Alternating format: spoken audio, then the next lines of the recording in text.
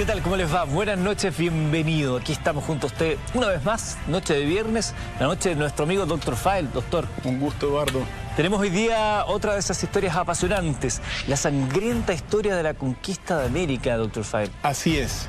Queridos amigos y amigas, durante 526 años desde la llegada de Cristóbal Colón a América, el 12 de octubre de 1492, nosotros hemos guardado un silencio bastante parecido a la estupidez, porque nuestra identidad original y auténtica fue triturada por masacres, epidemias y una evangelización de manos de la Santa Inquisición que en realidad solo vio en estas tierras los dominios del diablo. Por eso hoy día, con Eduardo, con todo el equipo de Mentiras Verdaderas y con ustedes en casa, vamos a revisar la historia sangrienta de la conquista española de América y la epopeya épica de la resistencia mapuche, nación jamás vencida, cuya sangre sigue viva en el pueblo chileno y que nos recuerda que a pesar de todo y antes que nada, somos libres, una facultad trascendental para poder proyectar mejor el futuro de nuestro continente por los próximos 1000 años. Entonces, nosotros ya estamos preparados y espero que usted también se quiere tomar apuntes, lápiz y papel, porque el que tenga oídos para oír, que oiga. Y que no cese en su búsqueda el que busca.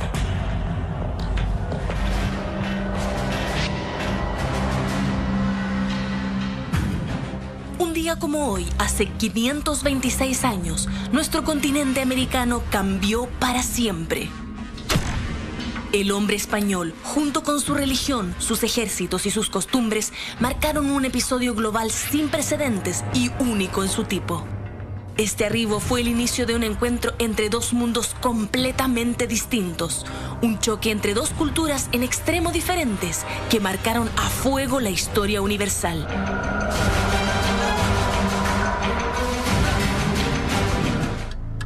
En el siglo XV, el planeta se dividía entre el poder de dos imperios europeos de gran importancia, el español y el portugués, quienes expandían sus tentáculos por el mundo entero.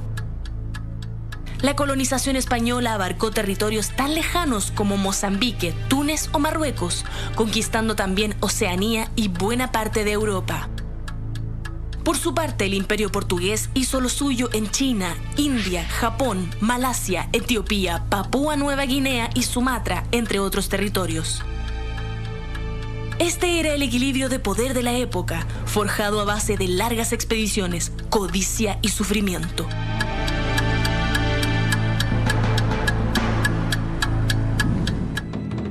El 12 de octubre de 1492 fue el turno de América. Cristóbal Colón y sus hombres desembarcaron sin previo aviso en la isla de Guanahani, actualmente ubicada en las Bahamas, marcando el inicio de una cadena de situaciones asombrosas, llenas de hurto y sufrimiento, propinadas por el Imperio Español.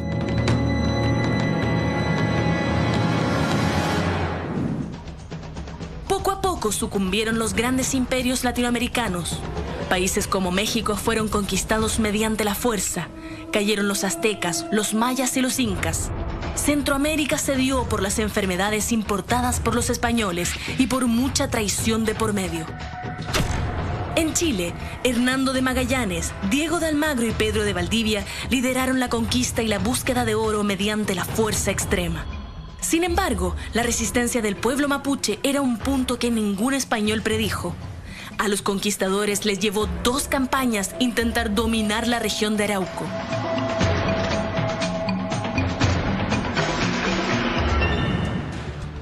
La primera fue un fracaso que concluyó con Pedro de Valdivia huyendo, mientras que la segunda terminó con Valdivia muerto a manos de los mapuches y por el ingenio de Lautaro. Intentos que fracasaron una y otra vez mediante quema de ciudades, grandes batallas y huidas de los españoles.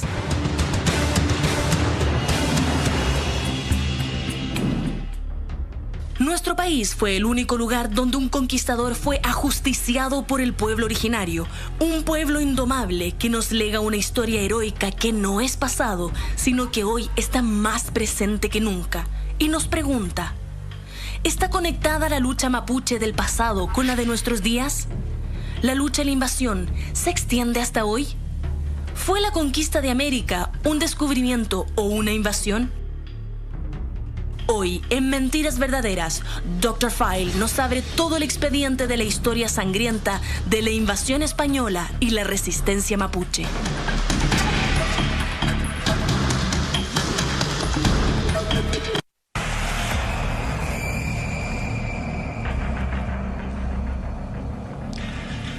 Me gusta cómo se plantea el tema, porque durante muchos años todos nosotros nos enseñaron que esto era el descubrimiento de América, y sabemos que el descubrimiento no tiene nada, ya estaba poblado, y si fuera por eso ya cerca del año 1000 habían llegado los vikingos a las zonas de Canadá, en Terranova.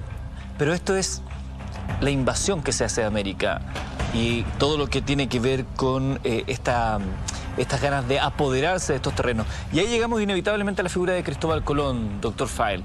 ¿Qué fue o cómo podemos recordar a Cristóbal Colón? ¿Un descubridor, un tirano, un aventurero, un ambicioso? Tú lo dijiste, Eduardo. Durante muchísimo tiempo, durante toda la historia de nuestro país, la educación ha enseñado que Cristóbal Colón fue un aventurero, un descubridor. La verdad oficial, incluso expresada también en esta película 1492, que fue muy conocida. La conquista del paraíso, como la subtitular. Así es. Pero la realidad es que tenemos que ver la otra cara de Cristóbal Colón. Porque así como era un bastante dócil Cristóbal Colón frente a los reyes católicos en España, en realidad aquí se transformó en un tirano, enviado por Dios según sus propias palabras, y en sus cartas dice eso, que lo que estaba haciendo él acá era prácticamente un designio divino. Ahora bien, en realidad esta historia que no se conoce, este lado B de Cristóbal Colón, nos puede hablar, mira, no solamente del primer hombre que comenzó las matanzas acá, sino que lo que él buscaba más que un descubrimiento de nuevas tierras era el oro. En palabras de Eduardo Galeano, texto fundamental, Las venas abiertas de América Latina, dice Eduardo Galeano: sobre los españoles y sobre Colón, como unos puercos hambrientos, ansían el oro. Por lo tanto, Cristóbal Colón, cuando llegó, y también según un historiador que se llama Samuel Eliot Morrison, muerto en 1979 de la Universidad de Harvard, él dice que Colón fue el primero que implementó la búsqueda del oro. ¿Cómo? Mandaba a los nativos a buscar oro, que le trajeran oro durante su primer viaje. Si no llegaban con oro o llegaban con poco oro, Colón le cortaba los brazos. Ese era el mecanismo para conseguir el oro. Al mismo tiempo, en su primer viaje introdujo los perros de la guerra, los perros alanos.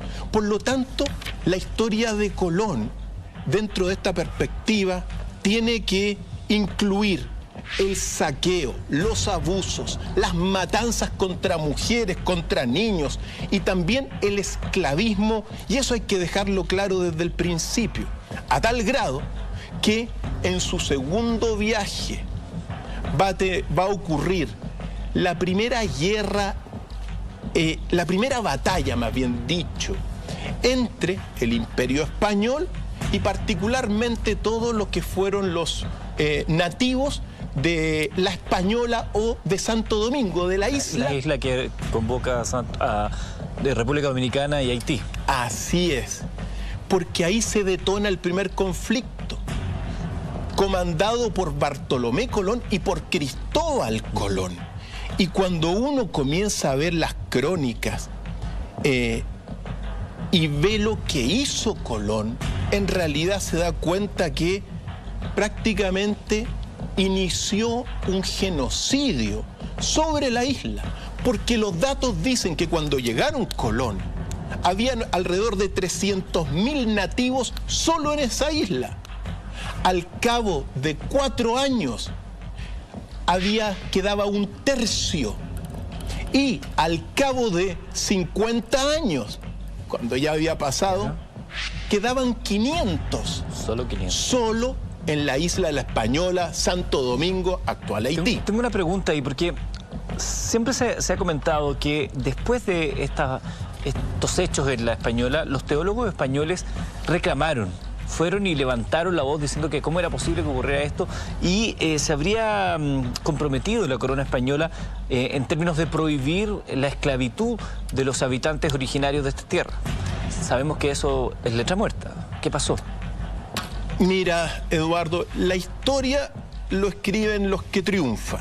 Y en gran medida toda la memoria que está en nuestro país y en el continente americano, sobre todo en América del Sur, ha sido la memoria escrita por los españoles. Y es efectivo que hubo un debate muy importante sobre si los pueblos originarios de nuestro continente tenían alma o no tenían alma a sus personas. Y se llegó a la conclusión que sí, pero eso solamente en la realidad. Quedó en un debate en la Universidad de Navarra, bastante pintoresco, para quedar más o menos bien dentro de todo de estos conflictos teológicos y doctrinales profundos de la religión. Pero en la práctica no se implementó. Y eso hay que ser muy claro. Muy por el contrario, la religión bendijo las matanzas que ocurrieron acá. ¿Por qué, Eduardo? Porque hay un documento, cada vez que llegaban los españoles, antes de iniciar una guerra, un notario o un abogado o alguien les leía un requerimiento que exhortaba a los pueblos originarios a rendirse a la corona española y a la fe, que dice lo siguiente, lo que le decía. Entonces, claro, imagínate, llegan los españoles, le leen el siguiente documento, que dice así: si no lo hicierais, es decir, si no se convertían a la santa fe católica, o en ello dilación maliciosa pusierais, certifico que con la ayuda de Dios yo estaré poderosamente contra vosotros y les haré guerra por todas las partes y maneras que pudiere, y os sujetaré al yugo y obediencia de la Iglesia y de su majestad, y tomaré vuestras mujeres e hijos y los haré esclavos, y como tales los venderé y dispondré de ellos como su majestad mandare, y tomaré vuestros bienes y os haré todos los males y daños que pudiere. O sea, esos son los textos. Una gentil invitación para convertirse al cristianismo. Así es. Por lo tanto, eso era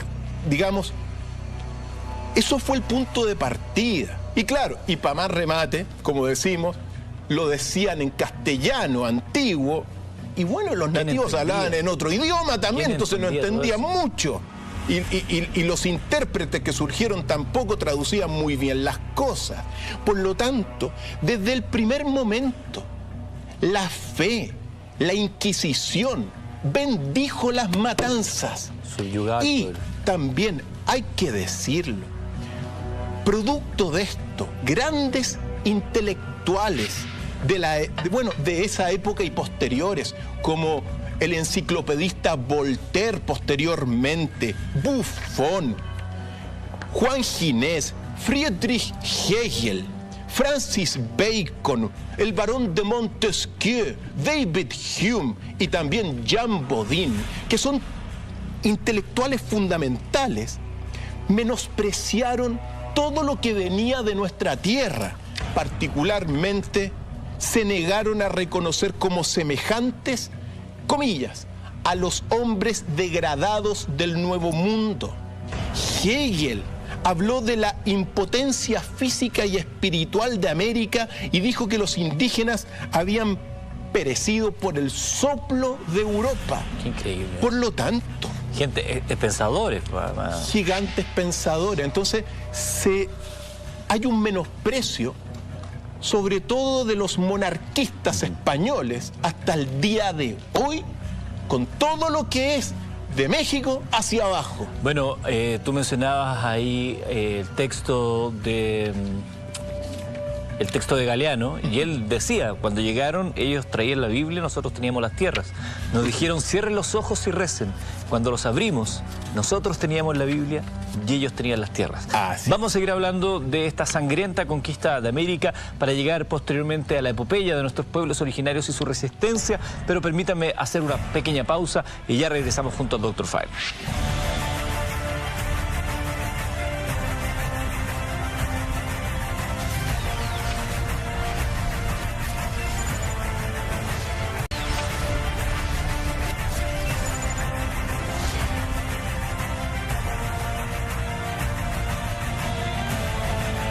Era de temer, ¿eh?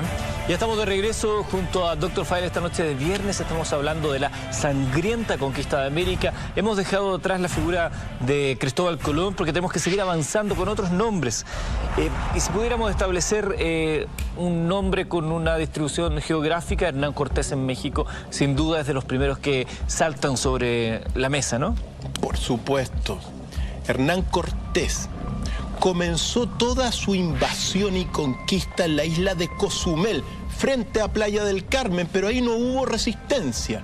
Sin embargo, en el templo de Ixchel botaron todos los dioses mayas y pusieron la cruz y otras imágenes de la Virgen, entre otras cosas.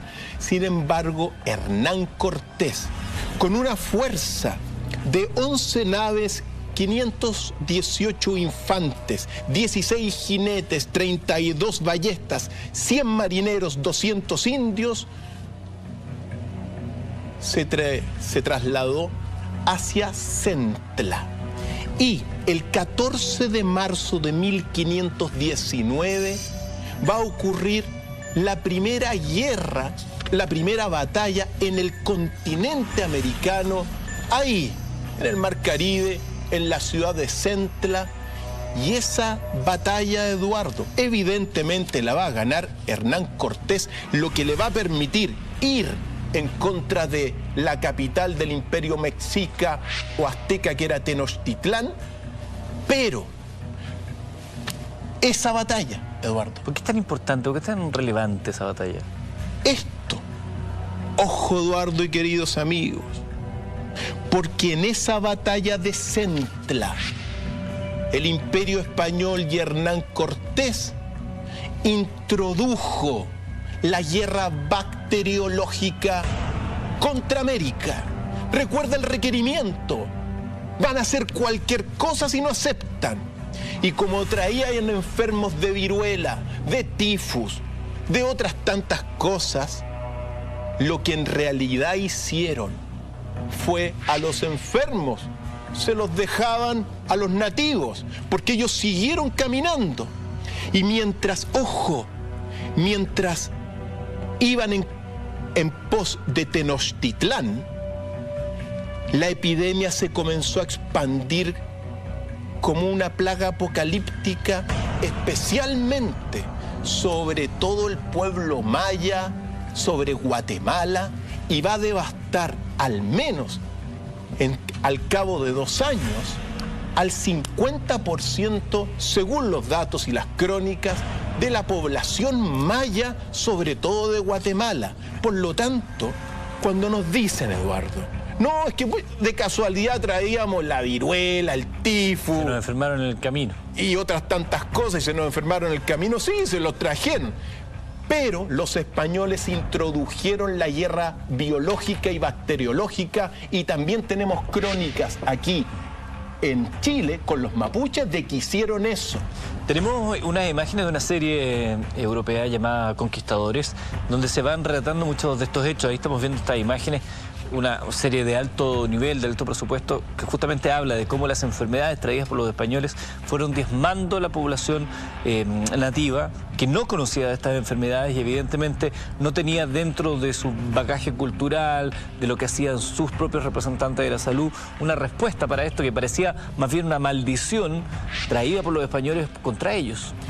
Fue guerra bacteriológica y aunque los historiadores españoles quieran decir que esto fue como de casualidad, en realidad la introdujeron a los enfermos con sarampión, con viruela, con tifus, con fiebre amarilla, se la tiraban a los enemigos para que se infectaran y se infectaron, y así es como se, diezmó a la mayor cantidad de la población de nuestro continente.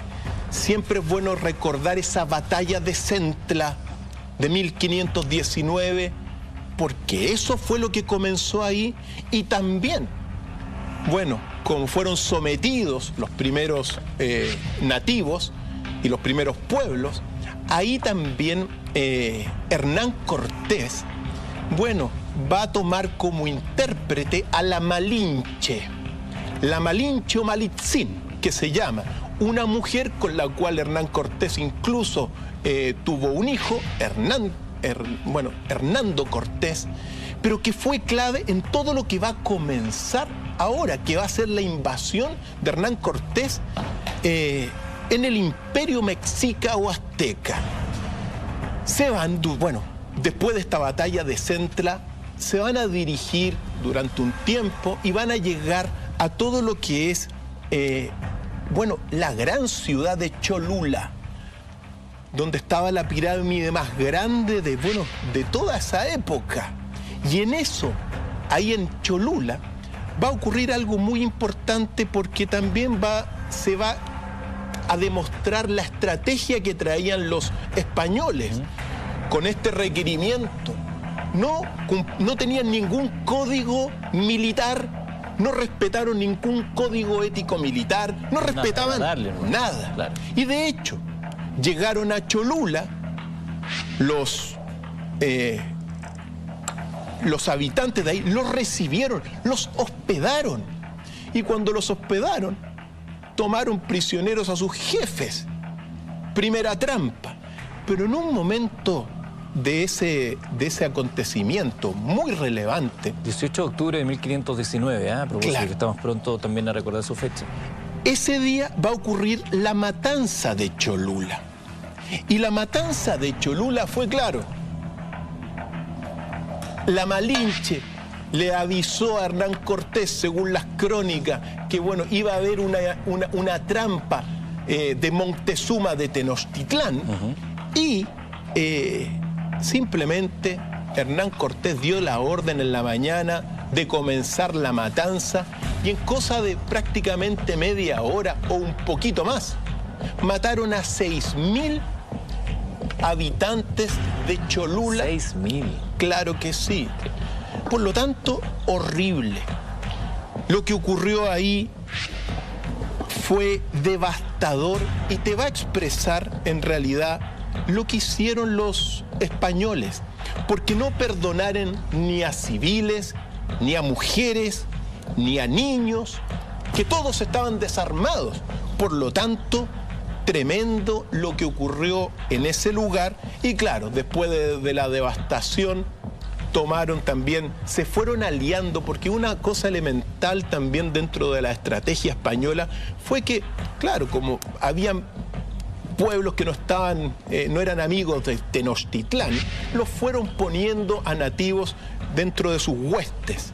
Y así es como avanzó Hernán Cortés contra Tenochtitlán, y el 8 de noviembre de 1519 va a ocurrir el primer encuentro entre Montezuma, el gobernante de Tenochtitlán, y Hernán Cortés. Ese encuentro, mira, Montezuma le entregó el penacho de Montezuma, se lo obsequió a Hernán Cortés, porque uno puede decir que incluso llegaron a creer que pudo haber sido estos españoles que llegaron la segunda venida de Quetzalcóatl, que era un gran un gran Dios para ellos. Los confundieron. Pero tan pronto llega Hernán Cortés ahí a Tenochtitlán, a esa hermosa capital gigantesca, lo que va a hacer Hernán Cortés es, claro, es recibido por Moctezuma y va a tomar inmediatamente prisionero a Moctezuma. Y lo van a guardar evidentemente en una pieza. Ahí es donde también va a aparecer en escena Pedro Alvarado. Porque ¿qué es lo que sucede, Eduardo?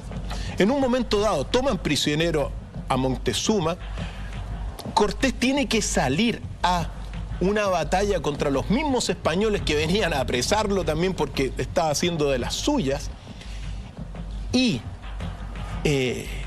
Alvarado va a quedar solo en Tenochtitlán y va a ocurrir lo que se llama la matanza del Templo Mayor. Pedro Alvarado.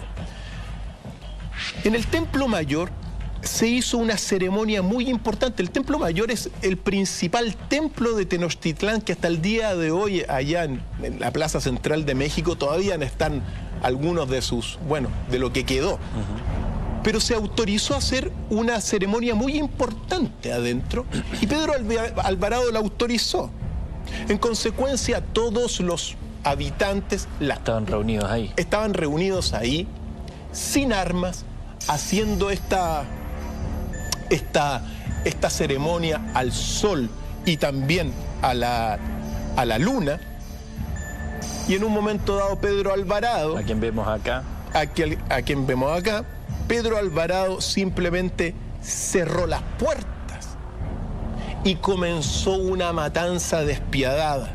Las crónicas dicen lo siguiente: corría sangre como el agua cuando llueve, y todo el patio estaba sembrado de cabezas, brazos, tripas y cuerpos de hombres muertos. Al momento, todos los españoles acuchillan, alancean a la gente y les dan tajos. Con las espadas los hieren. Algunos les acometerán inmediatamente. A otros les desgarran la cabeza, les rebanan la cabeza. Enteramente hecha trizas quedó la cabeza, las crónicas dice. Y ojo y pongan atención. A otros les dieron tajos en los hombros, hechos grietas, desgarrados quedaron sus cuerpos. A aquellos hieren los muslos, a estos las pantorrillas, a los demás en pleno abdomen. Todas las entrañas cayeron por tierra y había algunas que en vano corrían. Iban arrastrando los intestinos y parecían enredarse los pies en ellos. Todo esto es lo que ocurrió en el Templo Mayor. Ahí no estaba Moctezuma, ¿no? Él seguía... Claro, Moctezuma estaba prisionero de los españoles. Claro. Después que queda esta matanza en el Templo Mayor, toda la ciudadanía, los guerreros de Tenochtitlán, se rebelaron con estos visitantes y los comenzaron a sitiar donde estaban. En el momento, llegó Hernán Cortés de vuelta y es ahí donde ocurre que se tuvieron que ir los españoles. Fueron expulsados debido a esta matanza del Templo Mayor, cosa que tomaron, durante un tiempo en realidad, bastantes meses, tomaron mayor fuerza y volvieron contra Tenochtitlán. Ahora bien, en esa noche, lo que se llama la noche triste por los españoles, cuando tuvieron que arrancar de Tenochtitlán después de esta masacre, es donde murió Moctezuma. Ahí muere. Ahí muere Moctezuma, porque Hernán Cortés le dijo: sale a calmar a tu pueblo. Y aquí hay dos versiones. La versión que dice que una piedra de los mismos habitantes de su mismo pueblo mató a Moctezuma, y la otra versión, quizá nunca vamos a ver cuál es la historia verdadera, fue que cuando Hernán Cortés vio que Moctezuma no podía controlar a su pueblo, fue él mismo quien lo mató. Son cosas que van a quedar ahí. Aquí comienza a emerger la figura de Pedro Alvarado que mencionas tú, doctor File, que es el responsable de la conquista sangrienta por lo demás, pero ya de Centroamérica. Sí. Antes de Pedro Alvarado, claro, decir simplemente que cuando, claro, se van los españoles, después retornan a Tenochtitlán y finalmente se van a tomar Tenochtitlán y van a devastar Tenochtitlán. Se cuenta que en el momento del asedio final de esa capital, mira, en total habrán muerto unas 100.000 personas. 100.000 personas. La cantidad de personas. En los últimos días, solo en los 4 últimos días, se calcula que en Tenochtitlán murieron 40.000 personas. Momento en que Hernán Cortés va a tomar el poder de la ciudad, evidentemente, y no va a poder celebrar en Tenochtitlán, Eduardo, por el olor que tenía la ciudad con todos los muertos que estaban por todas partes. No hay que olvidar eso, porque Hernán Cortés después se encomendó a Pedro Alvarado para que siga hacia el sur. Continuar hacia el sur, hacia Centroamérica. Y aquí nuevamente hay registros de guerra bacteriológica.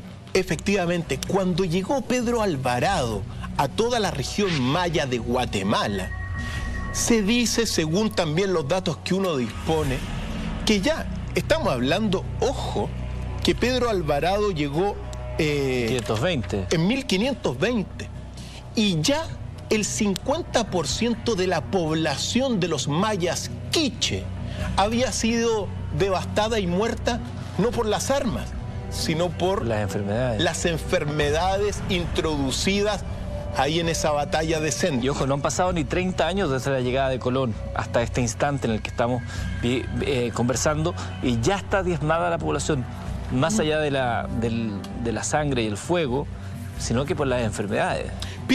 Ojo, son 2 años, 1519... Desde la llegada de, claro, y 1523, cuando Pedro Alvarado ingresa en todo lo que es Guatemala, en tierra maya propiamente tal, y ya la población en 2 años va a estar devastada. Bueno, Pedro Alvarado lo que va a hacer ahí, hay muchas guerras, pero también va a tomar, mira, hay una batalla muy importante que es la batalla del Valle de Quetzaltenango. Son difíciles de pronunciar los nombres. Por supuesto, los mexicanos se enojan cuando uno no los pronuncia muy bien, pero bueno. Del 18 de febrero de 1524. Esa batalla significó, mira, el dominio y la imposición de Pedro Alvarado en todo lo que va a ser Guatemala, en todo lo que va a ser Tierra Maya, y después fue invitado, por cierto, a la capital, Cumarcajo. Y cuando llega a la capital, lo invitan, él se da cuenta que mejor no hospedar en la capital, sino que hospedarse un poquito afuera. Pedro Alvarado invita a todos los jefes y cuando están invitados los apresa a todos, mira, y los termina matando a todos y quemando la ciudad nuevamente, sin ningún código militar, sin ningún respeto ético, con traición, trampa, porque estaba bendito todo lo que se hacía por el requerimiento de Dios, claro, y de Dios indirectamente. Estamos viendo cómo los españoles que llegaron a América se hacen cargo de las 2 culturas más importantes que se habían desarrollado en aquel entonces. Los aztecas en México, los mayas en Guatemala, Centroamérica. ¿Se puede hablar, es por eso que se habla siempre de estos genocidios de los pueblos originarios de América? Sí, por supuesto. Y mira, para graficar el genocidio, lo único que uno tiene son las crónicas de la época. Y siempre es bueno recordar particularmente las crónicas y lo que escribió Fray Diego de Landa. Fray Diego de Landa, a instancias e inspirados en el cardenal Francisco Cisneros, inquisidor, aquí lo estamos viendo a Fray Diego de Landa, realizó el auto de fe de Mani del 12 de julio de 1562, es posterior evidentemente a lo que estamos viendo, pero que te grafica lo que hicieron los españoles. En ese auto de fe de Mani, Eduardo y queridos amigos, se quemaron todos los textos mayas. Es similar a la destrucción de la biblioteca de Alejandría en el 391 por los primeros cristianos. Pero mira lo que dice Fray Diego de Landa, y aquí está lo que uno tiene que rescatar, porque si me dicen, bueno, ¿cómo actuaron los...? Fray Diego dice, primero azotaban a los indios por manos de Landa, y cuando menos azotes les daban eran 100. Si no confesaban tener ídolos, los colgaban públicamente en la ramada de la iglesia por las muñecas y echábanle mucho peso a los pies y quemábanle las espaldas y las barrigas con hachas de cera encendida hasta que confesaran tener ídolos. Fue tanto el exceso que andaban atónitos los indios que no sabían qué hacer. Para que confesaran tener ídolos, mira. Y textos. Fondo, claro. Y textos. Fíjate esto, que estos son cosas fundamentales y trascendentales. Sobre el despoblamiento de las grandes ciudades, comandadas por los españoles. Texto de Landa. Contra la gente de Jovain, pueblo de los Cheles, prendieron los españoles a la gente principal y en cepos, es decir, con unas cadenas, las metieron a una casa a la que prendieron fuego abrazándola viva con la mayor inhumanidad del mundo. Y digo, yo, Diego de Landa, que vi un gran árbol cerca del pueblo en el cual un capitán ahorcó a muchas mujeres indias en sus ramas y de los pies de ellas a los niños, sus hijos. Qué cruento. Y finalmente, bueno, decir esto sobre la limpieza étnica. Imagínate a las mujeres colgadas con los hijos. Eso es lo que hacían los españoles en esta matanza. Qué tremendo. Sobre la limpieza étnica. Y en este mismo pueblo y en otro que se dice Berrey, a 2 leguas de él ahorcaron a 2 indias, una doncella soltera y otra casada, no porque tuvieran culpa, sino porque eran muy hermosas y temían que se fueran sobre ella los españoles, y para que mirasen los indios que a los españoles no les importaban las mujeres. Y finalmente estos textos clarísimos. Que son relatos de la época, posteriores pero de la época. Claro que sí. Sobre las ejecuciones de los mayas por los españoles. Hiciéronles en los indios crueldades inauditas, pues les cortaron las narices, brazos y piernas, y a las mujeres los pechos, y las echaban en lagunas hondas con calabazas atadas a los pies. Daban estocadas a los niños porque no andaban tan rápido como a las madres. Los llevaban en colleras y enfermaban. Cortábanles las cabezas a los niños porque no podían soltarse. Que quede claro lo que fue la invasión y la conquista española. Y sigamos adelante, Eduardo. Exactamente.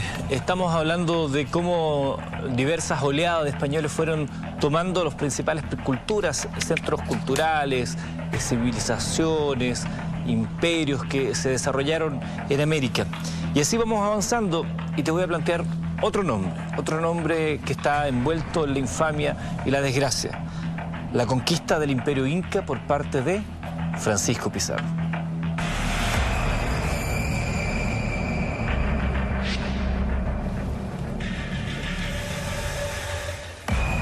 Amigos y amigas, la conquista del Imperio Inca comenzó con otra traición de los españoles, que ocurrió particularmente el 16 de noviembre de 1532, momento en el cual Pizarro y el rey Inca Atahualpa, acordaron reunirse en la plaza de Cajamarca, ahí a unos kilómetros al norte de Lima.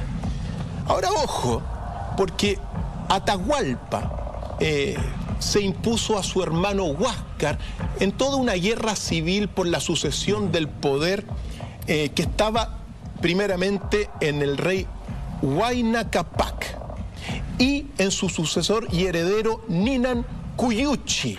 Bueno, es bueno decirlo, porque Huayna Capac y Ninan Cuyuchi murieron de viruela. Es decir, las enfermedades que trajeron los españoles, que hablábamos previamente, y que se fueron posteriormente silenciosamente esparciendo por el resto del continente. Claro, entonces se habla de que en realidad había una guerra civil, claro, pero la detonó lo que ocurrió con la guerra biológica introducida por los españoles.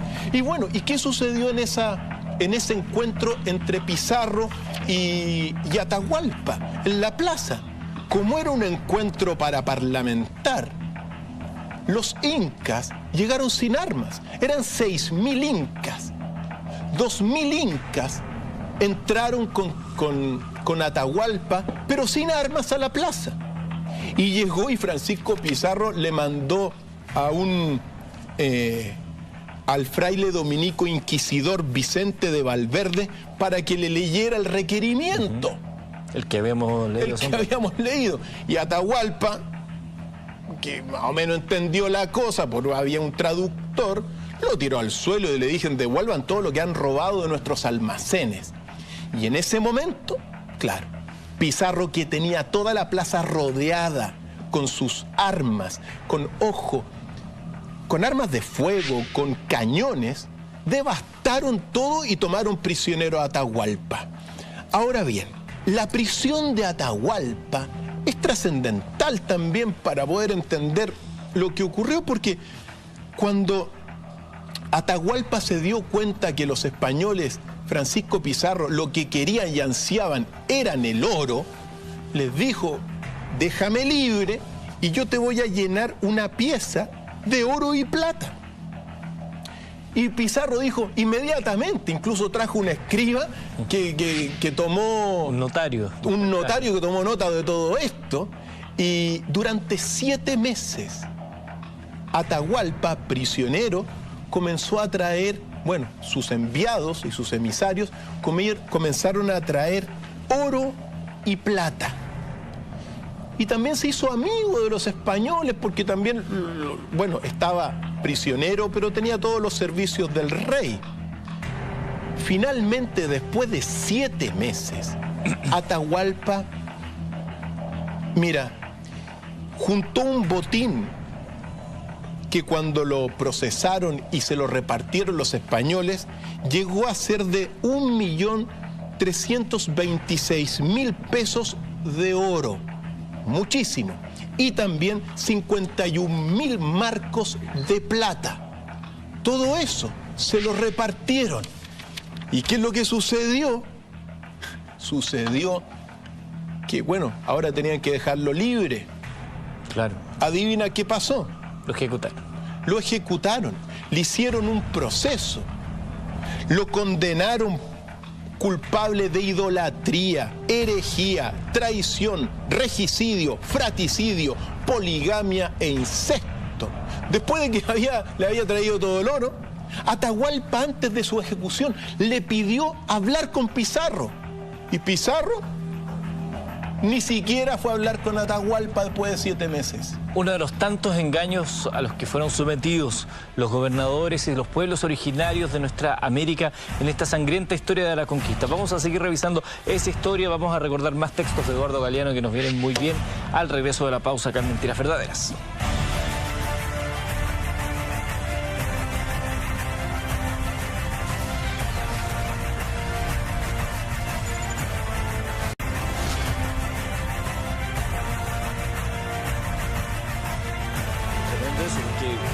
Totalmente desigual e injusto. Estamos de vuelta, señores. Estamos esta noche de viernes junto a ustedes, reunidos, recordando un hecho fundamental de la historia suya, mía, la de todos los que vivimos en esta tierra. La sangrienta historia de la conquista de América. Hemos venido revisando desde la llegada de Cristóbal Colón y posteriormente cómo diversas oleadas de españoles fueron conquistando a los aztecas, a los mayas. Llegamos hasta la zona del Perú con los incas y ya necesariamente nos vamos a ir acercando a lo que ocurrió en nuestro país. Pero antes, me gustaría que recordáramos una vez más a Eduardo Galeano, que con tanta sutileza, con tanto arte, es capaz de resumir ese dolor vivido por nuestros pueblos originarios. Tenemos una declaración de Galeano que va a ser bastante clara y nítida respecto de, mira, las estrategias que tenían los españoles y la utilización de la trampa y el engaño para someter a todos los pueblos que hemos visto. Escuchemos que hable Galeano por sus propias palabras. Todas las aventuras de conquista en la historia de la humanidad, bueno, pero sin ir tan lejos, desde, digamos, la conquista de América hasta la guerra de Irak, se disfrazan siempre de obras de caridad. Se supone que las guía la sana intención de dar a conocer el Dios verdadero a los pueblos paganos que viven en la idolatría, o de civilizar a los pueblos que viven en la ignorancia y en el atraso, o de otorgar la libertad a los oprimidos. Son siempre empresas inspiradas por el buen corazón de sus protagonistas. La realidad es muy otra, claro. Siempre que hubo aventuras de posesión de unos países por otros, empresas de humillación de unos países por otros, invasiones, conquistas, siempre detrás hubo algún interés material, concreto, digo, que es siempre inconfesable, jamás se habla de eso. Y lo mismo en las guerras también. Las guerras matan para robar, pero ninguna guerra es tan honesta como para decir, yo mato por eso, mato porque quiero quedarme con lo ajeno. Eduardo Galeano, periodista y escritor uruguayo, fallecido el año 2015, autor de Memoria del Fuego y de otro libro que es clave, que es el que tiene Dr. Fay, Las venas abiertas de América Latina. Un interesante libro que hay que leer alguna vez en la vida. Es un libro clave para entender la identidad que tenemos nosotros, así que recomendado absolutamente. Totalmente recomendable a todos los amigos. Así que así es la historia. Una historia que se ha impuesto y que se impuso así con estos artilugios. Muy importante una cosa. Los españoles devastaron al imperio inca. ¿Qué destruyeron? Esa es una pregunta del millón. Porque tengo aquí en mi mano un texto de un conquistador que lo escribe en Cusco en 1589, que se llama Don Mancio Serra de Leguizamo. Escuchemos bien, amigos, porque este texto va a mostrar lo que destruyó el imperio español, que es el orden del imperio inca. Mira cómo eran los incas en su momento. Dice Don Mancio Serra de Leguizamo: encontramos estos reinos en tal buen orden y decían que los incas los gobernaban en tal sabia manera que entre ellos no había un ladrón, ni un vicioso, ni tampoco un adúltero, ni tampoco se admitía entre ellos una mala mujer, ni había personas inmorales. Los hombres tienen ocupaciones útiles y honestas. Las tierras se distribuyen de tal manera que cada uno conocía su propiedad sin que otra persona la tomara, la ocupara ni la demandase por ello. Porque hemos destruido. Y el motivo que me obliga a hacer estas declaraciones es la liberación de mi conciencia, ya que me encuentro a mí mismo culpable. Porque hemos destruido con nuestro malvado ejemplo las personas que tenían tal gobierno que era disfrutado por sus nativos. Así que cuando descubrieron que teníamos ladrones entre nosotros y hombres que buscaban hacer que sus hijas cometieran pecados, nos despreciaron. Este texto es una confesión del testamento de este conquistador, donde te dice que no habían ladrones, que no habían, viciosos. Vivían en armonía, tenían buena distribución de las riquezas. ¿Te parece que sigamos avanzando? Porque la noche se nos va acortando y tenemos que dedicarle un tiempo necesario a la gesta épica de nuestro país. Así llegamos a Chile, a Pedro de Valdivia. Este capítulo yo creo que lo podríamos llamar Pedro Valdivia y la impresionante resistencia mapuche.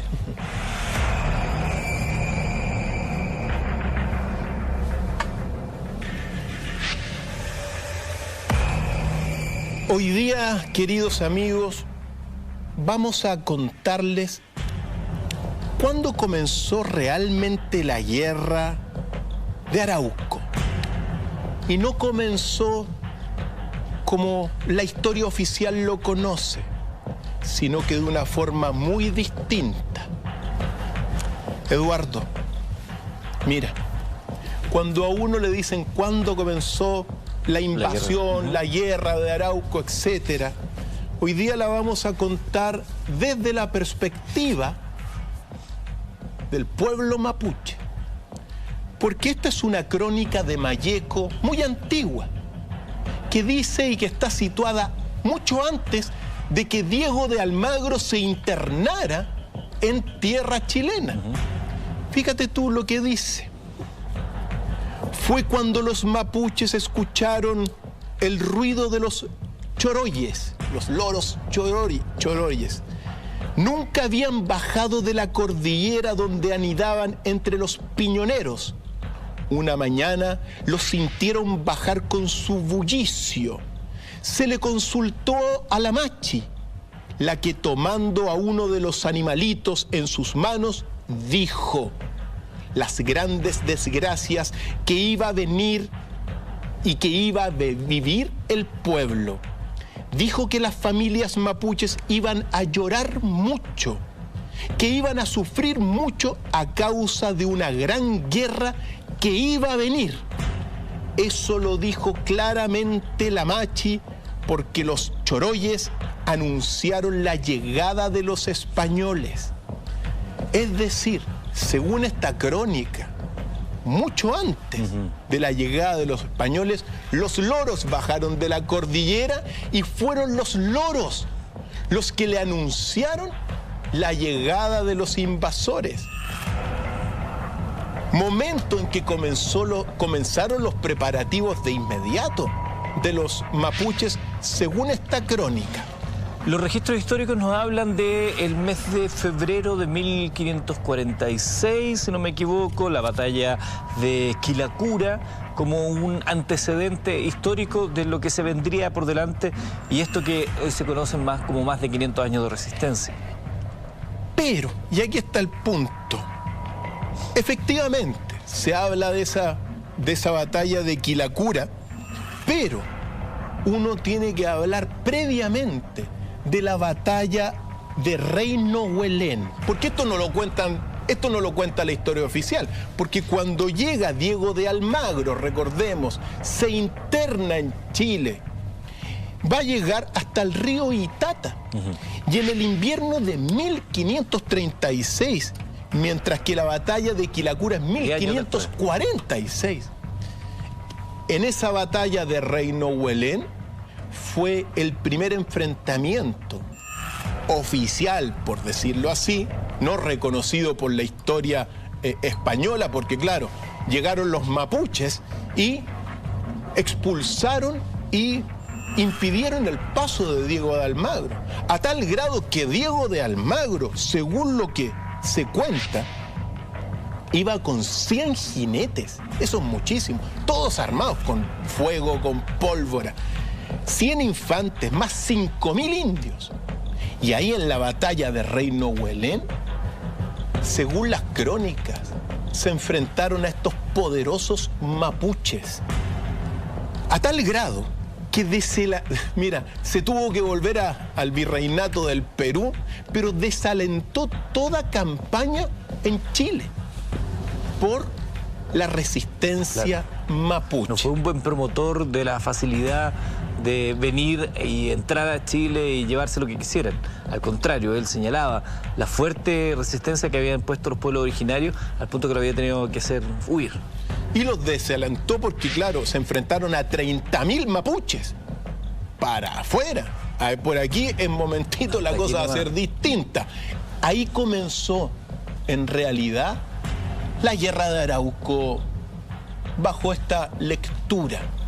Bueno, tiempo después, recordemos que Pedro de Valdivia va a conseguir algunos soldados, 11 soldados, con Inés de Suárez y también con unos 1000 indios, y se va a internar luego hasta llegar a Santiago. Bueno, en ese momento no se llamaba Santiago, sino que funda Santiago el 12 de febrero de 1541, ahí a los pies del del cerro Huelén, que es Santa Lucía. Santa Lucía, claro. Santa Lucía, el cerro Huelén. Ahí funda Santiago.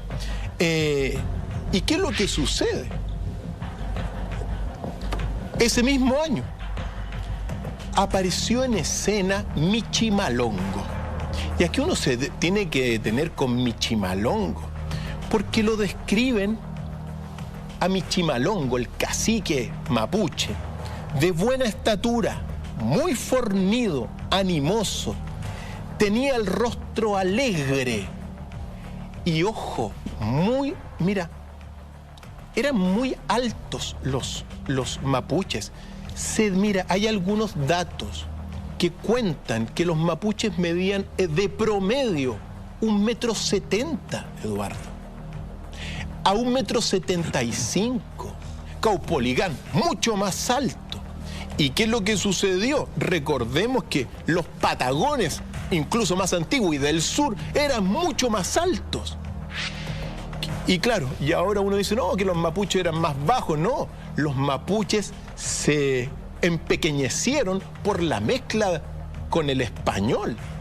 Pero en ese entonces eran tremendos guerreros, y Michimalongo, ni tonto ni perezoso, cuando ve que Pedro de Valdivia que fundó la capital, el 11 de septiembre, fecha icónica para nosotros, de 1541, va a destruir Santiago y va a devastar Santiago justo en un momento en que Pedro de Valdivia no estaba. Michimalongo, bueno, y miles de guerreros mapuches van a destruir todas las casas de Santiago. Y claro, en ese momento va a aparecer la figura de Inés Suárez o Inés de Suárez, que fue la que resistió con unos pocos españoles en el centro de Santiago. Y se cuenta que Inés de Suárez ahí tenía prisioneros a algunos caciques, algunos les cortó la cabeza y se las lanzó a Michimalongo. Michimalongo, después de devastar la ciudad, se devolvió y dejó que la cosa, dejó la cosa devastada de todas maneras. Quizás a algunos les vayan sorprendiendo los nombres que van apareciendo, porque Inés de Suárez, por ejemplo, hay calles, hay plazas, hay parques que la recuerdan, pero quizás no todos van conociendo el detalle de sus obras. Hablemos eso fue la primera campaña, o sea, eso fue los primeros atisbos de este acceso de Pedro Valdivia hacia nuestra tierra, Michimalongo, pero empieza a surgir ya el nombre de Lautaro, ¿no? Aquí ya se empieza a conocer la figura de Lautaro.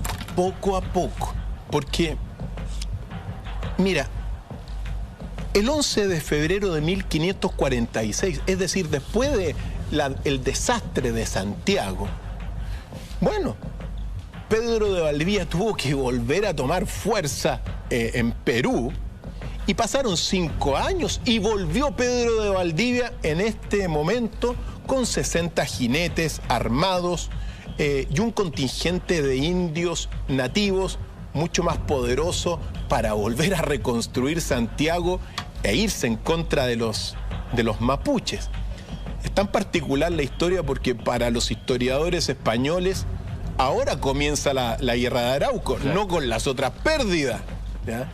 Siempre está esta cosa de que, bueno, nuestro esfuerzo hoy día es mostrar esta parte de la historia, esta parte desconocida que hay que ir complementándola con la historia oficial. Pero está la batalla de Quilicura. Ahí Pedro de Valdivia se enfrentó al Toqui Mayoquete y obtuvieron el triunfo. En ese momento dado, claro, obtienen el triunfo, pero se tienen que devolver a Santiago, porque habían pasado de Santiago al sur en la guerra, en la batalla de Quilicura. ¿Y por qué es importante esto? Porque claro, a su regreso después de este primer choque, donde salen más o menos airosos los españoles, pero no pudieron pasar más allá, por lo tanto la resistencia los dejó ahí, comienzan las tropelías. Las tropelías de Valdivia, bueno, como de todos los conquistadores. Que no dista de lo que había pasado ya previamente en estos capítulos que habíamos visto.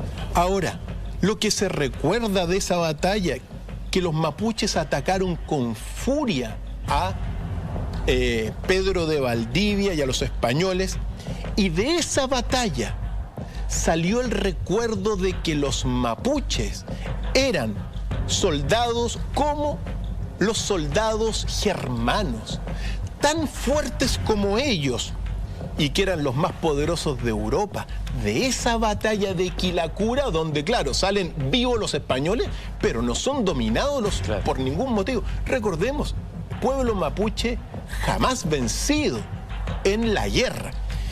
Y aquí está donde aparece Lautaro, porque según las crónicas que uno tiene y los recuerdos orales que fluyen por ahí, muy importante, fue en este retroceso a Santiago donde Pedro de Valdivia va a raptar a Lautaro, Lautaro teniendo 5 años, 6 años. Y es ahí, efectivamente, en esa batalla, donde, bueno, Lautaro se va a transformar a partir de ahí en un paje de Pedro de Valdivia, que le cuidaba los caballos. Claro. Pero al mismo tiempo... Lo crían finalmente los españoles. Así es. Y aquí comienza una historia que realmente nos tiene que hacer sentir orgullosos a nosotros, porque Lautaro, raptado, ojo, de su familia, va a comenzar a aprender, bueno, todo lo que hacían los españoles en Santiago.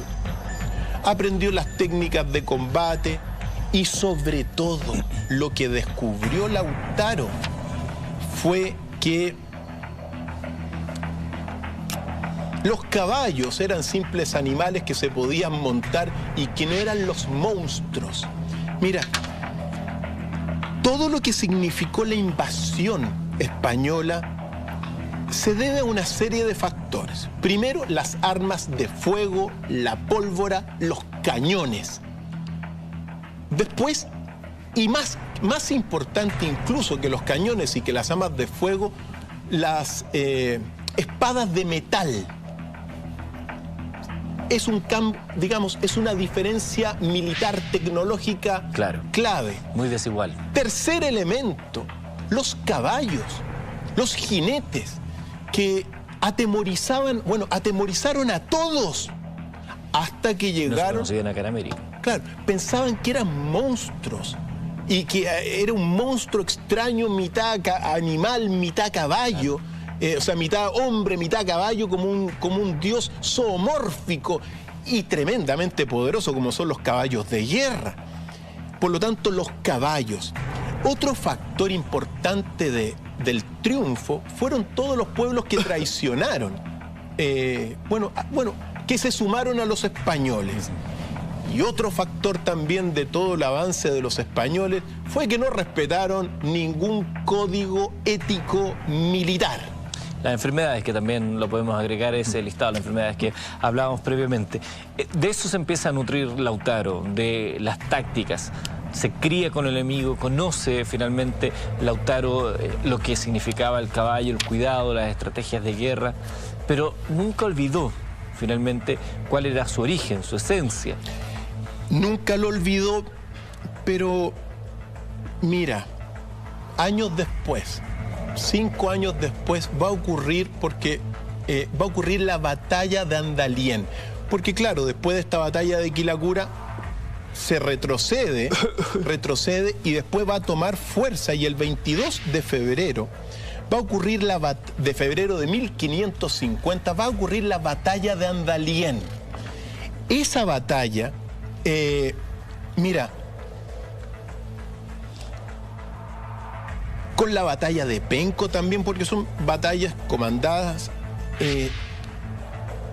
va a significar que por primera vez, después de varios años, Lautaro va a ver cómo se va a comportar Pedro de Valdivia en la guerra contra sus hermanos mapuches. Contra su pueblo.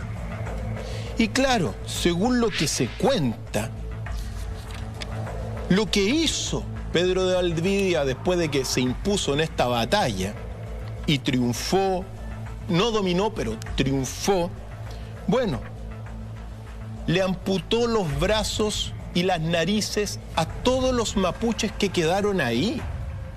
¿Para qué? Para generar escarmiento en la población. Y Lautaro, que vio todo esto, en vez de sentir una complicidad con Valdivia, sintió decepción de este maestro español que había tenido, porque habían sido bastante unidos.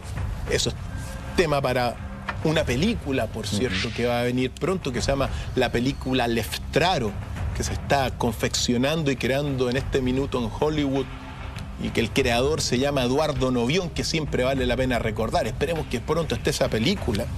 Le generó una rebeldía contra Pedro de Valdivia, rebeldía de Lautaro. En ese momento, bueno, Pedro de Valdivia va a fundar los fuertes de Cautín, Nueva Imperial, Villarrica, y resolvió también volver a Concepción y fundar Concepción. Pues en esta fundación de estos fuertes, en una de esas fue cuando Lautaro se escapó. Ese episodio, de cuando Lautaro se escapa, es el que marca un hito en este devenir que estamos revisitando esta noche de viernes en Mentiras Verdaderas. ¿Cómo aparece finalmente, después de este escape, la figura de Lautaro y cómo emerge hasta convertirse en el gran toqui y guerrero mapuche?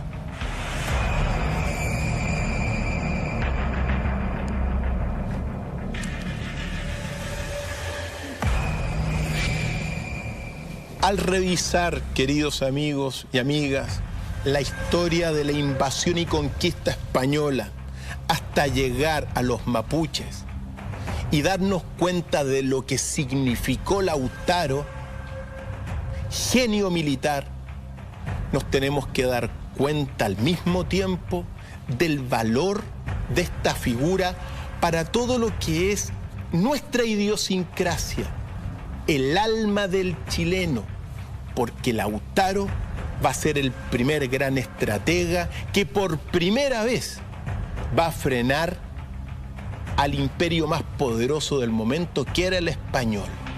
Eduardo. Es interesante la historia de Lautaro aquí. Yo los invito a que presten mucha atención porque es un personaje que probablemente muchos conocen, pero para un porcentaje importante de la población sigue siendo un misterio cómo él se termina... de hecho, el mismo escape de Lautaro arriba de un caballo es una bonita imagen por lo simbólico que representa. El caballo, este animal que, como veíamos, era desconocido en América, que se consideraba un monstruo, ahora bajo la domadura de uno de los nuestros, es útil al pueblo mapuche, y de ahí también ha sido parte de la historia de este pueblo. Así es.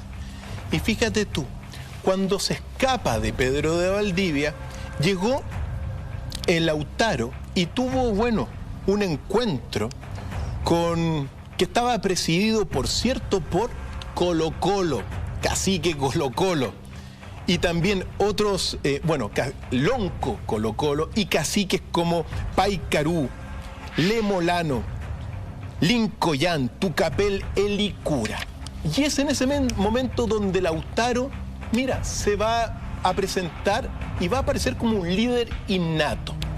Y aquí está lo maravilloso de Lautaro y la inteligencia de Lautaro. Un momento, doctor File.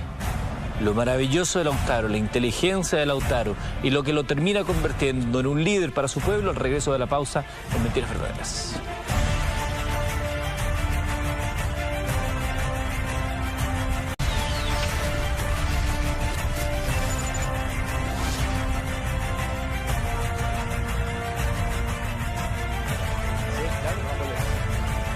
Estamos de vuelta, estamos revisando la información que tenemos para ir contando la historia de Lautaro, este niño secuestrado por los españoles que crece bajo el alero de Pedro Valdivia, que termina escapando una vez que ya ha logrado obtener todo el conocimiento bélico, de costumbres, de uso y amansadura de caballos, y se empieza a convertir en un líder. Pero habíamos dejado ahí trunco el mensaje de cómo él había mostrado la astucia, la inteligencia para convertirse justamente en ese líder.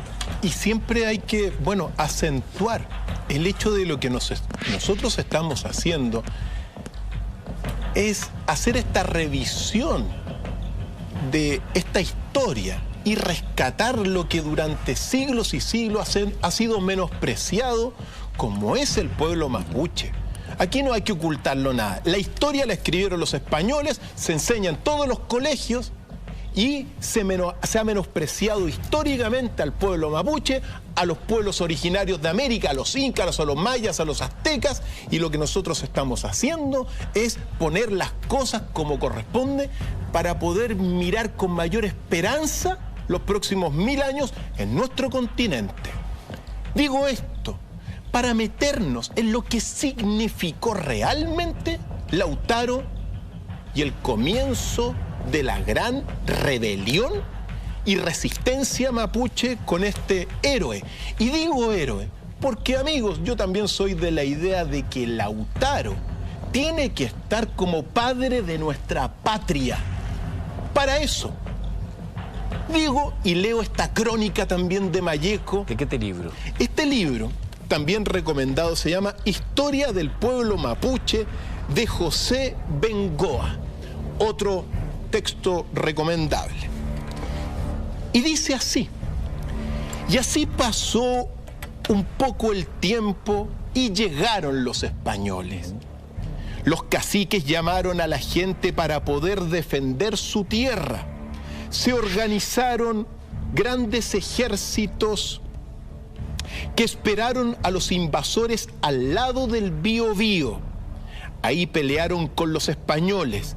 Al principio perdían las batallas porque le tenían miedo a los caballos. Después vino Lautaro y les enseñó a montar. Les enseñó al mapuche a ser jinete.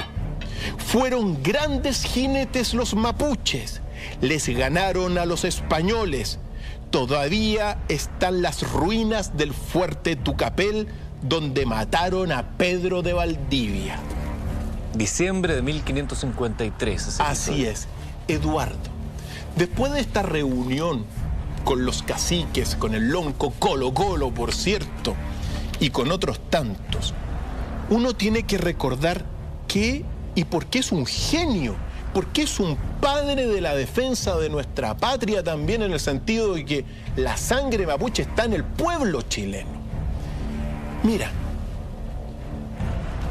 Lautaro les enseñó a montar, pero a utilizar el caballo como un ser todo, un ser íntegro.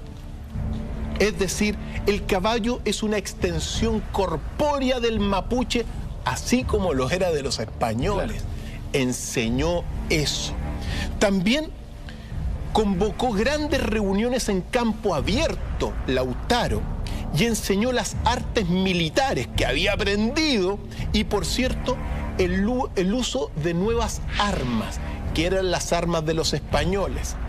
Arma importantísima, las lanzas. ¿Por qué? Porque son las lanzas las que van a detener las embestidas de los caballos después, entre otros tantos. Claro. Importantísimo. Porque permitía mantener una mayor distancia del enemigo y aumenta la fuerza. Lo clave en esto, a nivel bélico, enseñó el uso de escuadrones y propuso dejar estos ataques masivos. Y eso fue la clave de los triunfos y de las victorias.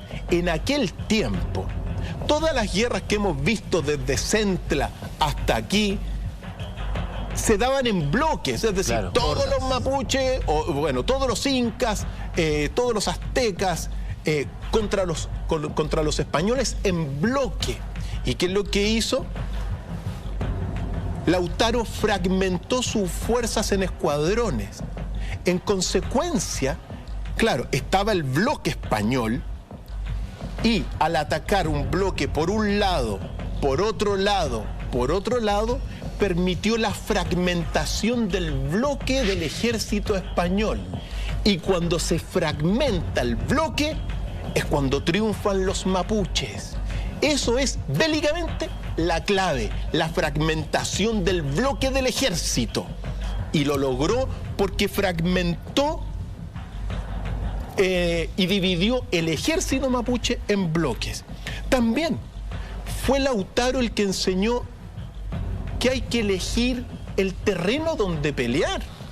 No en cualquier parte vamos a ocupar un terreno para nosotros, que nos convenga a nosotros. Perfeccionó en consecuencia las emboscadas contra los españoles. Y por cierto, entre tantas cosas que tenemos que ver, creó y detonó una guerra de guerrillas. Es decir, cada cierto tiempo mandaban unos y desconcertaban a los españoles. Guerra de guerrillas contra este ejército. Asimismo, Lautaro enseñó el uso de formas defensivas contra los caballos, como te decía, sobre todo utilizando las lanzas. Uno dice, mira, cuando te das cuenta los millones de muertos que viene acarreando el Imperio Español, las cifras son las siguientes, siempre es bueno recordarlo, pero en América, según Eduardo Galeano y según otros, mira, según Eduardo Galeano habían 70 millones de personas en América. Al cabo de un siglo quedaban 3,5 millones. Es decir, si hablamos de genocidio, fue gigante. Llegamos a la batalla de Tucapel. Ok. Tucapel fue el momento en que Lautaro se va a rebelar y va a capturar a Pedro de Valdivia. Mira, es 24 de diciembre de aquel año. 1553. Así es. Y el 24 de diciembre, Pedro de Valdivia está en Concepción y no tiene noticias del fuerte Tucapel. Envía, por cierto, a dos de avanzada que eran Gómez de Almagro y Bobadilla para que vayan a Tucapel y después va a partir Pedro de Valdivia. Estos dos que van en la avanzada nunca llegaron. Y el 25 de diciembre, cuando llegó Pedro de Valdivia al fuerte Tucapel, lo vio destruido y todavía con humito salía del fuerte Tucapel, y de sus emisarios y de los españoles que estaban ahí, ni rastros. Todos muertos por los mapuches de Lautaro. ¿Y qué es lo que va a decidir? 25 de diciembre de aquel año 1553, bueno, armarse nuevamente en las ruinas que quedaron del fuerte Tucapel. Y se estaban asentando cuando de repente se escuchó un ruido. No un ruido, sino que silbidos. Y es en el momento cuando un primer bloque se va contra los españoles a duras penas los logran soportar, y de un momento a otro, ¡pum!, se devuelven. Porque Lautaro también enseñó que retroceder no significa rendirse ni nada, sino que, bueno, tomar nueva fuerza. Claro. Y cuando los españoles están ahí soltando un poquito la arma porque se dieron cuenta que ya se habían retirado, ¡pum!, una segunda tropa mapuche contra Pedro de Valdivia. Lo resisten a duras penas, comienzan a morir los españoles y se retiran nuevamente. Al toque de una corneta también. Son tácticas de inteligencia y estrategia de Lautaro. Y cuando se retiran por segunda vez, Pedro de Valdivia a duras penas nuevamente, el tercer ataque que hay contra Tucapel, ese lo comanda Lautaro. Y es en el momento dado donde todos van muriendo, y así es como se recuerda la historia, en esta tercera carga, cuando Valdivia se dirige a sus pocos hombres que quedaban y dice: caballero, ¿qué hacemos? Y le dicen, particularmente el capitán Altamirano le dice: ¿qué quiere vuestra señoría que hagamos, sino que peleemos y muramos? Y es en ese momento cuando Pedro de Valdivia toma, junto con el clérigo Pozo, los dos mejores caballos y emprenden la huida. Pero cuando emprenden la huida, fue Lautaro el que los presionó hacia un lado y los caballos caen en unos pantanos, en unas ciénagas, y Pedro de Valdivia es capturado. Ahí, una vez que lo capturan a Pedro Valdivia, viene todo un proceso de ser enjuiciado. Y finalmente, aquí empieza una parte que es bastante gore dentro de la historia, por el relato que se conoce de la muerte de Pedro Valdivia. Sí. Nosotros tenemos un pasaje que lo recuerda Alonso de Ercilla en la Araucana. Y dice lo siguiente, ya con Valdivia capturado. Se le hace un consejo, por cierto, de guerra, según la norma mapuche. Y según lo que uno sabe, dice lo siguiente las conclusiones de ese consejo. Se le acusó a Valdivia de haber querido esclavizarnos y de haber pretendido poblar las tierras de gente de otros mundos y enseñorearse de todos ellos. De eso se fue acusado. Y en el momento dado, después de que dictan la sentencia, y según Alonso de Ercilla, Caupolicán, gozoso en verle vivo y en el estado y término presente, con voz de vencedor y gesto altivo, le amenaza y pregunta juntamente: Valdivia, como mísero cautivo, responde y pide humilde y obediente que no se le dé muerte, y que le jura a Caupolicán dejar libre la tierra en paz segura.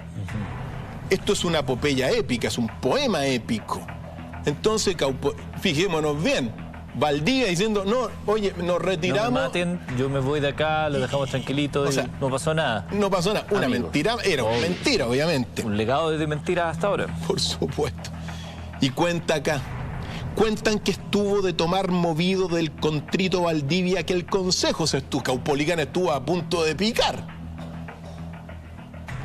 Mas un pariente suyo empedernido, a quien él prestaba por ser viejo, le dice: por dar crédito a un rendido, quieres perder tal tiempo y aparejo. Y apuntando a Valdivia en el cerebro, descarga un gran bastón de duro enebro. Así, el determinado viejo cano que a Valdivia escuchaba con mal ceño, ayudándose de una u otra mano, en alto levantó el ferrado leño, no hizo el crudo viejo golpe en vano que a Valdivia entregó al eterno sueño, y en el suelo, con súbita caída, estremecido el cuerpo, dio la vida. Ese fue Leucotón. Leucotón. Exactamente, el que dio el mazazo que le causa la muerte a Valdivia. Estamos revisando la historia la sangrienta historia de la conquista de América y estamos inmersos totalmente en la historia de nuestro país. Y estamos ya con la muerte de Valdivia, los nombres se empiezan a repetir, Caupolicán, estábamos hablando de la importancia de Lautaro, que también posteriormente moriría. Claro que sí. Mira, Lautaro va a devastar y va a destruir todas las ciudades construidas. Perdón, es que solo para que no quede en el aire, que cuando hablamos de esta experiencia un tanto gore, porque se dice que se comieron el corazón de Pedro de Valdivia tras su muerte.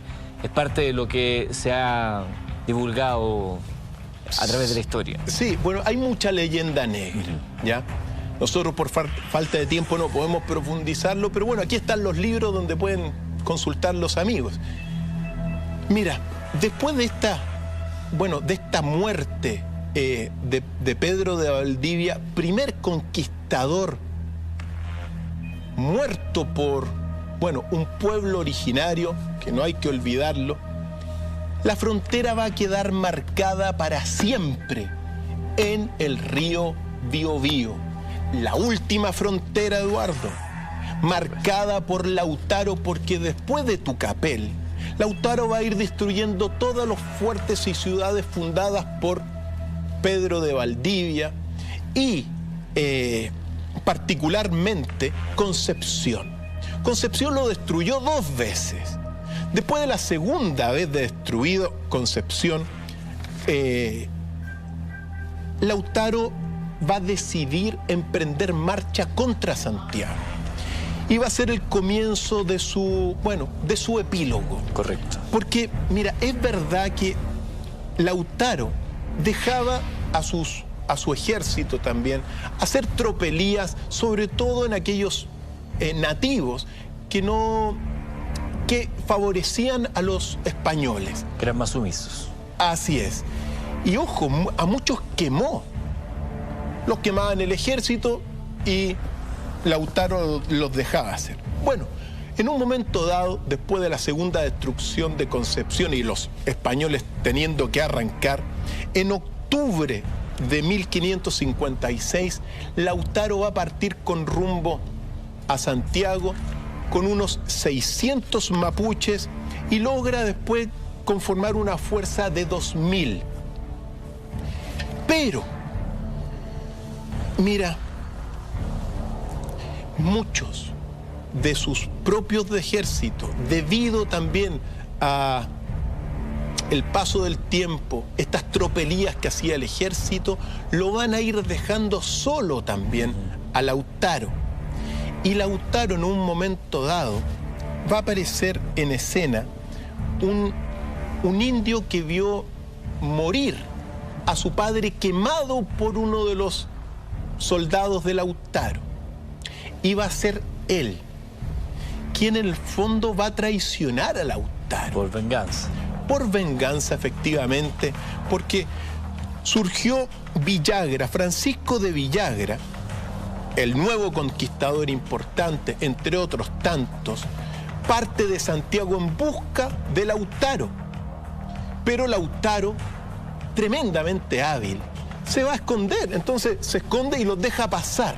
Y se va a refugiar Lautaro después de un parlamento donde un español que era amigo de Lautaro, que se llama particularmente Cano, Marcos Beas, tienen una reunión y va de alguna forma a pedirle que detenga las armas. Lautaro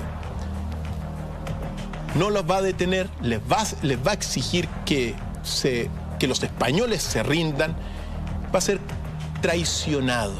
En el momento que es traicionado, mira, las fuerzas españolas lo van a tomar y el 30 de abril de 1557, ese día va a ser muerto Lautaro por flechas y por lanzas, mientras fue capturado y fue, más bien dicho, rodeado en una emboscada. Él estaba, se sabe, la historia habla que estaba en Surruca con Guacolda, que ahí justamente lo van a buscar en esta traición y termina muerto Lautaro por estas flechas y estas lanzas, particularmente por una flecha en el pecho, es lo que dice la historia sobre la muerte de este gran guerrero mapuche, Lautaro, que fue finalmente quien comienza a marcar puntos de inflexión en esta resistencia contra los españoles. ¿Por qué es tan importante, doctor Fael, el legado de Lautaro y particularmente para todos los mapuches y para los pueblos originarios de nuestro país? Lautaro, que fue muerto en el Cerro Chiripirco, ahí mismo se da la batalla, en el sector de Peteroa, por cierto. Es importante, primero, porque va a ser la inspiración, por ejemplo, de las logias lautarinas, que posteriormente van a ser las que van a comandar toda la emancipación y la independencia de la corona española. Exactamente. Importantísimo. No solamente también por eso. Ella por mestizos chilenos y por chilenos así propiamente tal. Ahí estamos hablando de los que se conocen hoy como padres de la patria, donde por cierto debería estar Lautaro, como dices tú, doctor Frey.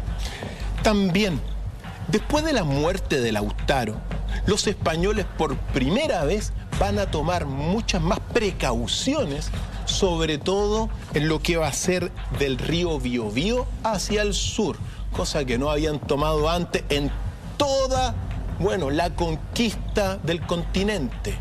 Precauciones. También Lautaro va a ser el inspirador de grandes guerreros posteriores del pueblo mapuche, grandes héroes, como por ejemplo Galvarino, como el Toqui también Caupolicán, como el mismo Rengo, y por cierto, por otro gigante que se llama Pelantaro. Y Pelantaro, ojo, años después va a ser el que va a matar al gobernador español de este lugar. Y les va a devolverse cuenta que Pelantaro fue el que le devolvió la cabeza a los españoles de Pedro de Valdivia y del gobernador. Pero también, por cierto, Eduardo, porque es importante, porque nos recuerda, y creo que esto quizás es lo más importante o más relevante o quizás lo que más tiene valor, gracias a Lautaro y a la resistencia mapuche, pueblo jamás sometido, eso quedó en el corazón del pueblo chileno. Nosotros, afortunadamente, podemos decir que somos un pueblo de corazón libre, Eduardo. Aunque estemos sometidos por todas las transnacionales y otras cosas. Por lo tanto, esto es muy importante no para el pasado, sino que para aprender a mirar el futuro de nuestro continente y el futuro de nuestro país. Porque tenemos, en este sentido, rescatando el legado mapuche, el valor del alma mapuche, que fue el único pueblo que detuvo a estos devastadores españoles de este imperio, que uno puede decir que este valor, esta libertad, puede estar en el corazón, mira, de un nuevo proyecto cultural para nuestro continente, que reconozca el valor de nuestros pueblos originarios. ¿A partir de qué? A partir del pueblo mapuche y de nosotros los chilenos, que somos libres por naturaleza, no sometidos y valientes. Creo que hay que destacar eso, sobre todo para comenzar a construir un futuro mejor. Hablábamos en comerciales de lo que decía Gastón Sublet sobre la cosmovisión mapuche, cómo Lautaro había logrado afianzar esa mirada, ese precepto, esos verdaderas patas de la mesa sobre la cual se sienta toda esa hermosa tradición por lo demás. Bueno, Gastón Sublet, él es una persona fantástica, en el sentido, un gran defensor de esto que estamos hablando, de lo que significa el pueblo mapuche. Recordemos, según las palabras de Sublet, ¿qué defendían los mapuches? Primero, el paraíso. Cuando uno se da cuenta que la Inquisición llevada por estos cardenales, simbolizados en la decadencia que hoy día tenemos de la Iglesia Católica, por cierto, miraban en estas tierras solamente, a un dominio del diablo. Gastón Sublet enseña que los mapuches estaban defendiendo primero el paraíso en la tierra, el paraíso geográfico, el paraíso terrestre. Nuestro continente, al igual que todos los continentes, es un continente maravilloso. Geográficamente, la tierra es muy hermosa. Primero que nada. Pero lo segundo, defendían el ser mapuche. El ser, en este sentido, que queda en nosotros. Y eso significa personas que no están preocupadas del oro, que no ven en el oro las ansias que tenían los mapuches, sino que en el ser mismo, Es decir, los mapuches, según lo mismo que decía Sublet, son personas preocupadas del ser, no del tener.